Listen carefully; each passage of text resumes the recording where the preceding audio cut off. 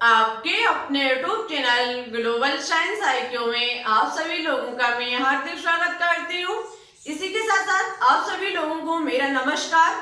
जैसा कि आप सभी लोगों ने थंबनेल में देख ही लिया होगा, आज हम आपके लिए मोस्ट इम्पोर्टेंट एंड कीमती टॉपिक लेकर के आई हूँ, जिसका नाम है उत्प्रेरक। ये topic BSc nursing, CP net, VHU, GSBM, paramedical exam 2021 के लिए मोस्ट इम्पोर्टेंट टॉपिक है। इससे हर एक एग्जाम में एक ना एक क्वेश्चन अवश्य ही पूछा जाता है।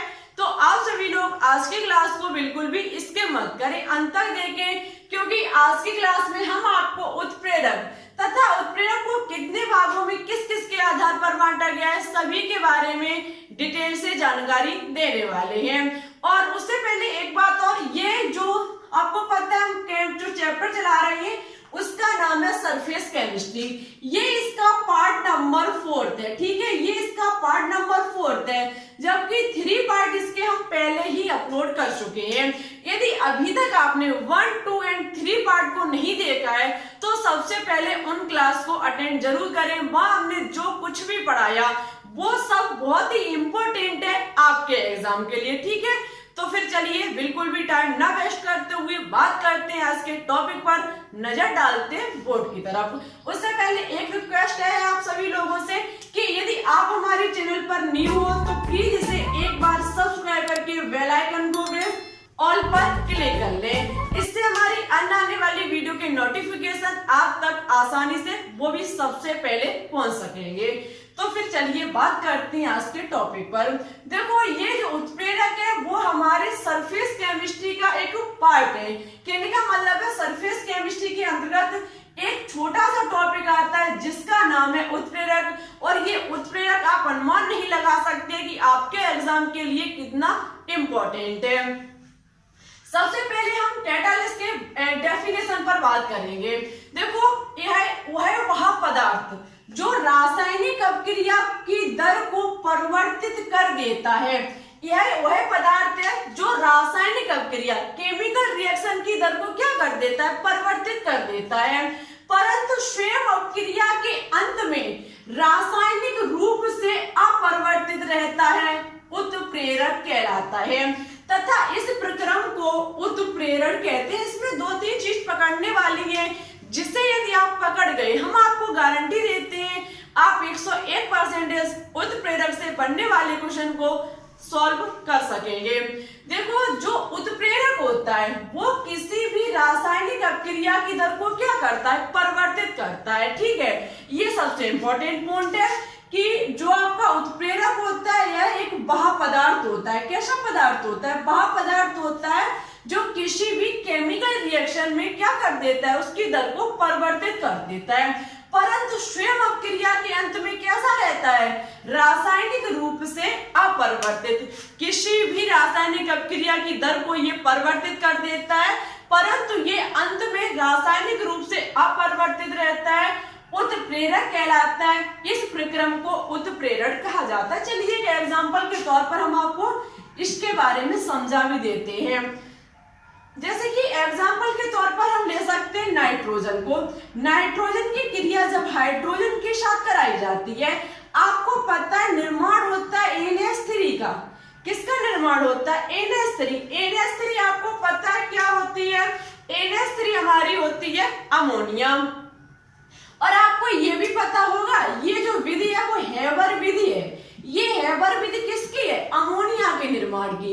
हेबर विधि से जब अमोनिया का निर्माण किया जाता है तब नाइट्रोजन को हाइड्रोजन के साथ क्रिया कराई जाती है और NH3 का निर्माण होता है। अब यहाँ पर एक बात का विशेष ध्यान रखना, एग्जाम में पूछा जाता है कि हेबर विधि से अमोनिया के निर्माण में किस उत्प्रेरक का प्रयोग किया जाता है। तो याद रखना, यहाँ पर जो उत्प्रेरक कार्य करेगा वो Fe होगा।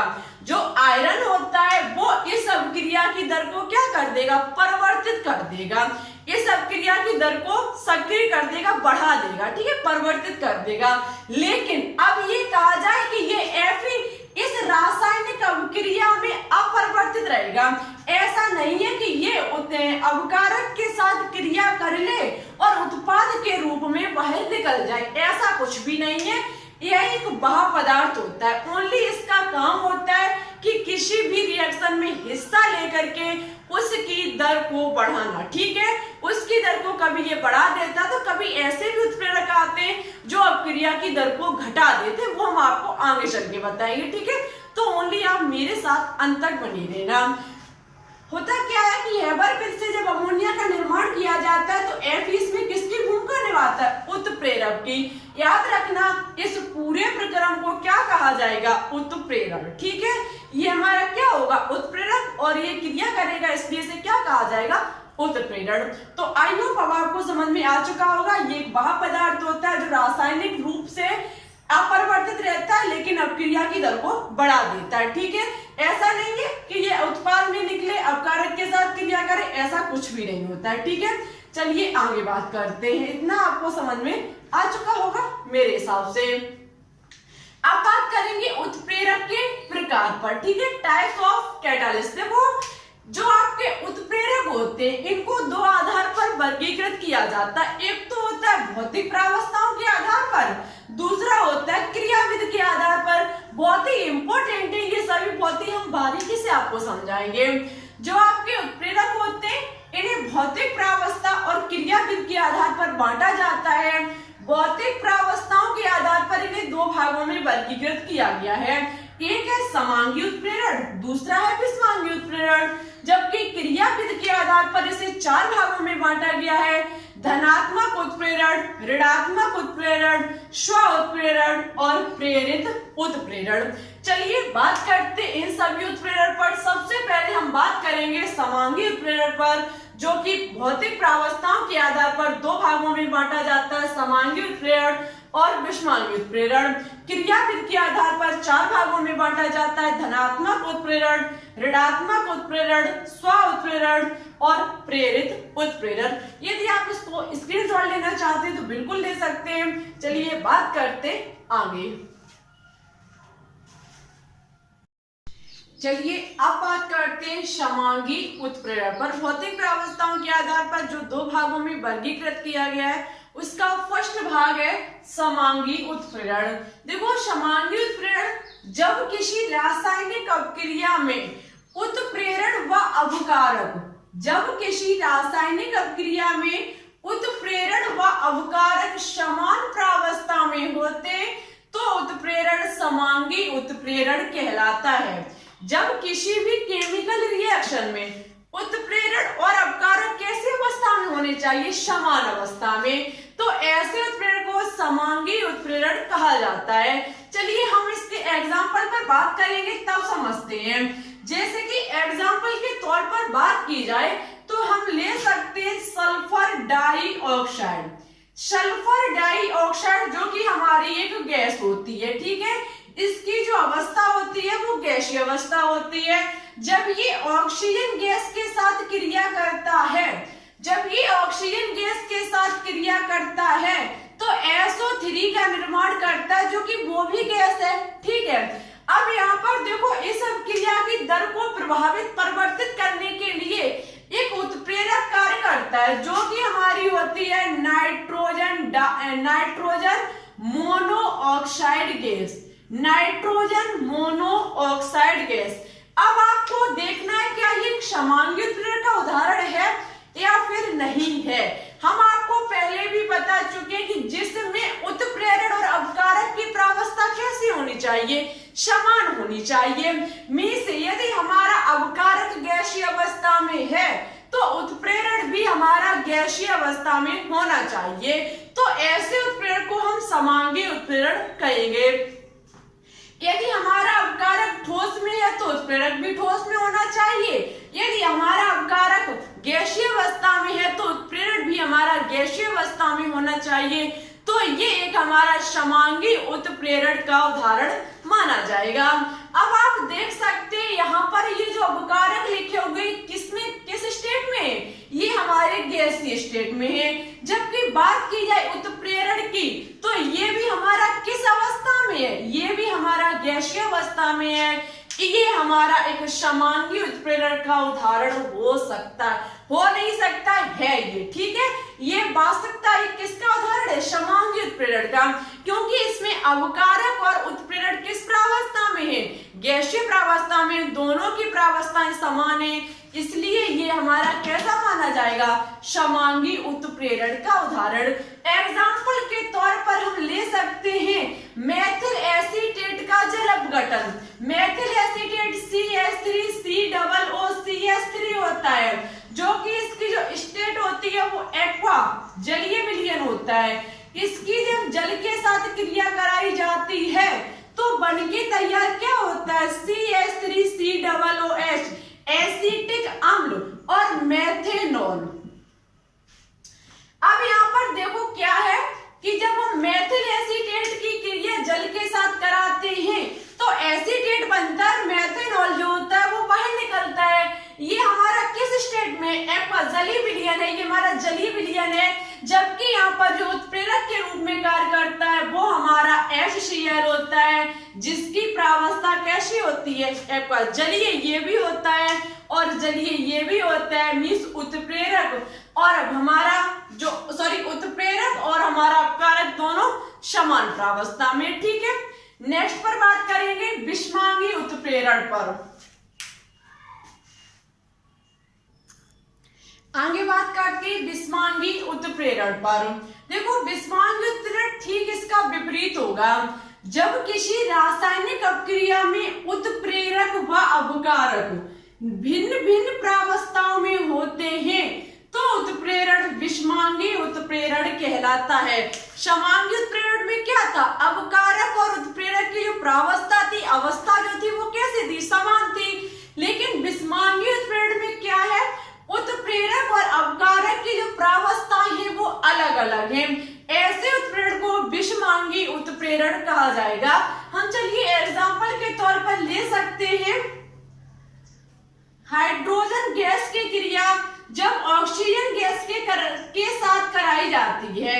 हाइड्रोजन गैस की क्रिया जब ऑक्सीजन गैस के साथ कराई जाती है तो जल का निर्माण होता है। किसका निर्माण होता है, जल का निर्माण होता है। अब बात की जाए कि यहाँ पर उत्प्रेरक के रूप में कौन भूमिका निभाता है, तो यहाँ पर उत्प्रेरक के रूप में पीटी भूमिका निभाता है, जिसकी अवस्था जो होती है वो सॉलिड होती है, ठोस होती है। मींस यहाँ पर देख सकते हैं अपकारक गैसीय अवस्था में है और हमारा उत्प्रेरक किस अवस्था में है, ठोस अवस्था में है। ऐसे उत्प्रेरक को विषमांगी उत्प्रेरक कहा जाता है, जहाँ पर अपकारक और उत्प्रेरक की जो प्रावस्था है वो अलग अलग होती है। आई होप आपको समांगी और विषमांगी उत्प्रेरक समझ में आ चुका होगा। डाउट हो कमेंट बॉक्स में लिख देना, हम आपको नेक्स्ट क्लास में समझाने की पूरी कोशिश करेंगे। चलिए अब बात करेंगे क्रिया विधि के आधार पर कैसे बांटा गया है उत्प्रेरक को। ठीक है,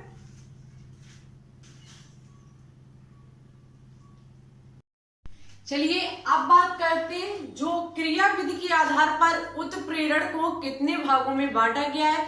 हम आपको पहले भी बता चुके हैं 4 भागों में बांटा गया है, धनात्मक उत्प्रेरण, ऋणात्मक उत्प्रेरण, स्व उत्प्रेरण और प्रेरित उत्प्रेरण। अब हम आपको इनको डिटेल से समझाएंगे विद एग्जांपल से। ठीक है, सबसे पहले बात करेंगे धनात्मक उत्प्रेरण किसे कहते हैं। देखो धनात्मक उत्प्रेरण किसी पदार्थ की उपस्थिति से यदि रासायनिक अपक्रिया की दर बढ़ जाती है तो इसे धनात्मक उत्प्रेरण कहा जाता है।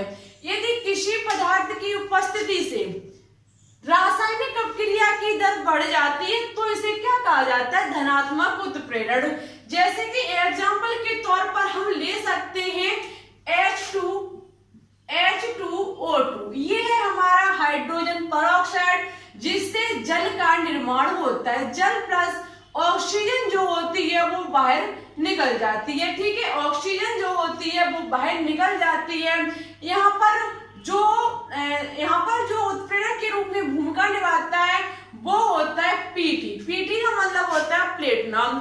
अब यहाँ पर याद रखना जो प्लेटिनम होगा ये है हमारा रासायनिक अपक्रिया में भाग लेने वाला वह पदार्थ जो इस रासायनिक अपक्रिया की दर को बढ़ा देगा। ऐसे उत्प्रेरण को क्या कहा जाता है, धनात्मक उत्प्रेरण। जो रासायनिक अपक्रिया की दर को बढ़ाएगा वो हमारा धनात्मक उत्प्रेरण कहा जाएगा। नेक्स्ट है ऋणात्मक उत्प्रेरण। किसी पदार्थ की उपस्थिति से यदि रासायनिक अपक्रिया की दर मंद हो जाती है, मंद का मतलब है धीमी हो जाती है। कैसे हो जाती है? धीमी हो जाती है। तो ऐसे उत्प्रेरण को ऋणात्मक उत्प्रेरण या संमंदन उत्प्रेरण कहा जाता है। Very very important. जब कोई भी वह पदार्थ किसी रासायनिक अपक्रिया में भाग लेकर के उस रासायनिक अपक्रिया की दर को घटा देता है, तो ऐसे उत्प्रेरण को ऋणात्मक उत्प्रेरण कहा जाता है। एग्जाम्पल के तौर पर सबसे आपको हम बता देते हैं, एक तो आपने देखा होगा क्लोरोफॉर्म। जब क्लोरोफॉर्म वायु में हम उसे खुला छोड़ देंगे, यदि हम क्लोरोफॉर्म को वायु में खुला छोड़ देंगे तो वह ऑक्सीजन के साथ ऑक्सीकृत होकर के किसमें परिवर्तित हो जाएगी? विषैली गैस फॉस्फीन में। ठीक है, जो कि हमारी अत्यंत विषैली गैस होती है। और यदि इसमें क्या होता है, जब ये अत्यंत विषैली गैस में परिवर्तित हो जाता है क्लोरोफॉर्म, तो उसमें उसकी दरिया कहने का मतलब है जो आपका क्लोरोफॉर्म होता है उसे यदि हम वायुमंडल में यदि वायु की उपस्थिति में खुला छोड़ देंगे तो वो अत्यंत विषैली गैस का निर्माण कर लेगा। तो होता क्या है, इससे रंगीन बोतलों में भर करके रखा जाता है, प्लस उसमें क्या मिलाया जाता है? C2H5OH, जो कि हमारा होता है एथिल अल्कोहल, जिसे कहते हैं एथेनॉल। ये जो एथेनॉल होता है वो उसमें ऋणात्मक का कार्य करता है, ऋणात्मक उत्प्रेरण का कार्य करता है। यदि बाई चांस हमारी क्लोरोफॉर्म यदि वायु से रिएक्शन करेगी तो वह उसकी दर को धीमा कर देगी और विषैली गैस का जो निर्माण होगा वो वह बहुत ही देर में बना पाएगी। ठीक है, इससे जल्दी नहीं बना पाएगी।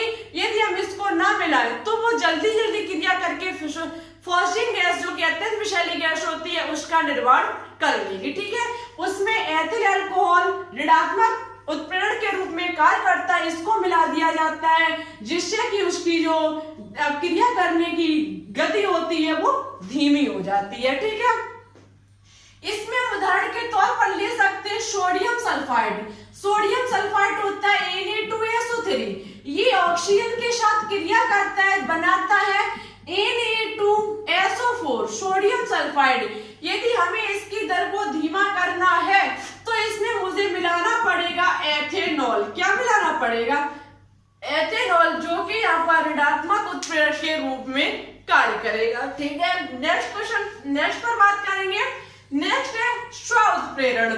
जब किसी रासायनिक अपक्रिया में बना कोई उत्पाद उस रासायनिक अपक्रिया के लिए उत्प्रेरक का कार्य करता है तो इसे स्व उत्प्रेरण कहा जाता है। यहाँ पर क्या होता है, किसी भी रासायनिक अपक्रिया में बना कोई उत्पाद स्वयं किसका कार्य करेगा? उत्प्रेरण का कार्य करेगा। जैसे कि हम देख लेते हैं ऑक्सैलिक अम्ल, ये है हमारा ऑक्सैलिक अम्ल। ये जब क्रिया करता है KMnO4 के साथ KMnO2 के साथ और H2SO4 सल्फ्यूरिक अम्ल के साथ, तो ये बना के तैयार करता है MnSO4 मैंगनीज सल्फाइड।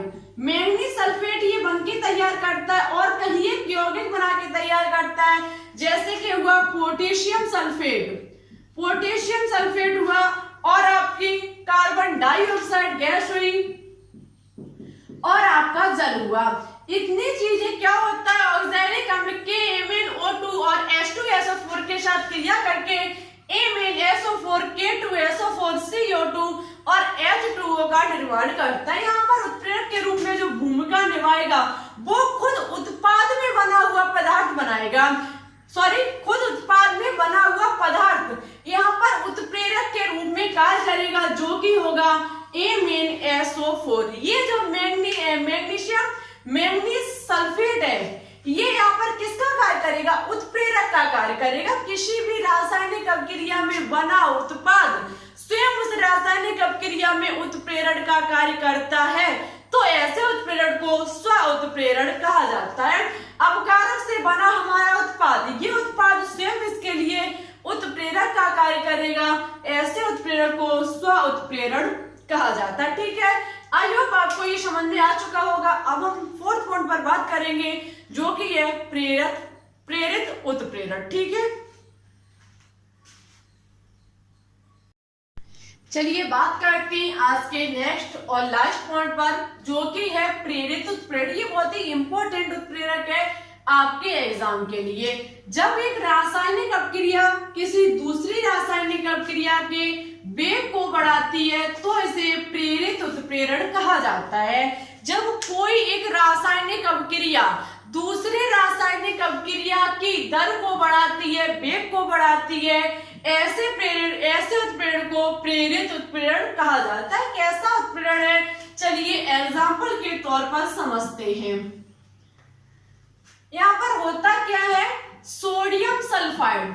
जो सोडियम सल्फाइड होता है ये नवजात ऑक्सीजन के साथ क्रिया करता है और सोडियम सल्फेट का निर्माण करता है। इस अपक्रिया में क्या होता है कि सोडियम सल्फाइड नवजात ऑक्सीजन के साथ क्रिया करता है और निर्माण करता है सोडियम सल्फेट का। इसी प्रकार से क्या होता है कि आपका सोडियम आर्सेनाइड क्रिया करता है नवजात ऑक्सीजन के साथ, तो यहाँ पर कोई भी क्रिया संपन्न नहीं होती है। कहने का मतलब है, जब यहाँ पर सोडियम सल्फाइड ने नवजात ऑक्सीजन के साथ क्रिया की, यहाँ पर हमें सोडियम सल्फेट प्राप्त हुआ, क्रिया हमारी संपन्न हुई। लेकिन यहाँ पर सोडियम आर्सेनाइड जब नवजात ऑक्सीजन के साथ क्रिया करता है तो यहाँ पर उत्पाद के रूप में हमें कुछ भी प्राप्त नहीं होता है, ये अपक्रिया संपन्न नहीं हो सकती। लेकिन यदि किया जाए इस अपक्रिया के साथ मिला के क्रिया की जाए तो यहाँ पर क्रिया संपन्न हो जाएगी। क्या जाए कि फर्स्ट वाली हमारा NOSO3, ये जो सोडियम सल्फाइड है, इससे यदि सोडियम आर्सेनाइड प्लस दोनों ऑक्सीजन को लेकर के क्रिया करा दी जाए तो ये क्रिया हमारी संपन्न हो जाती है। क्या हो जाता है, ये क्रिया जो होगी वो हमारी संपन्न हो जाएगी, बनके तैयार होगा Na2SO4 Na2ASO4 प्लस इतना ही बनके हमारा तैयार होता है। कहने का मतलब है कि यदि हमने सोडियम सल्फाइड की क्रिया कराई नवजात ऑक्सीजन के साथ, सोडियम सल्फेट बना, सोडियम आर्सेनाइड की क्रिया कराई, ऑक्सीजन के साथ कुछ भी प्राप्त नहीं हुआ। लेकिन जब हमने इन दोनों क्रिया को मिला दिया तब क्रिया कराई तो क्रिया हमारी संपन्न हो गई। तो यहाँ पर कहा जा सकता है कि एक अपक्रिया जब दूसरी क्रिया की दर को बढ़ा देती है, ऐसे प्रेरित को प्रेरित उत्प्रेरण कहा जाता है। इस अपक्रिया ने इस अपक्रिया की दर को बढ़ा दिया, अपक्रिया को संपन्न कराया, ऐसे उत्प्रेरण को क्या कहा जाएगा, प्रेरित उत्प्रेरण कहा जाएगा। आई होप आपको उत्प्रेरण प्लस उत्प्रेरण के प्रकार सब कुछ डिटेल में समझ में आ चुका होगा। मन में किसी भी प्रकार का डाउट हो, किसी भी प्रकार का कमेंट बॉक्स में लिख देना, हम आपको नेक्स्ट क्लास में समझाने की पूरी कोशिश करेंगे। उससे पहले एक क्वेश्चन होमवर्क के तौर पर है, आपको बताना होगा कि भौतिक अधिशोषण और रासायनिक अवशोषण में कुल 3 अंतर। आपको भौतिक अवशोषण रासायनिक अवशोषण के 3 अंतर कमेंट बॉक्स में कमेंट करके बताने होंगे।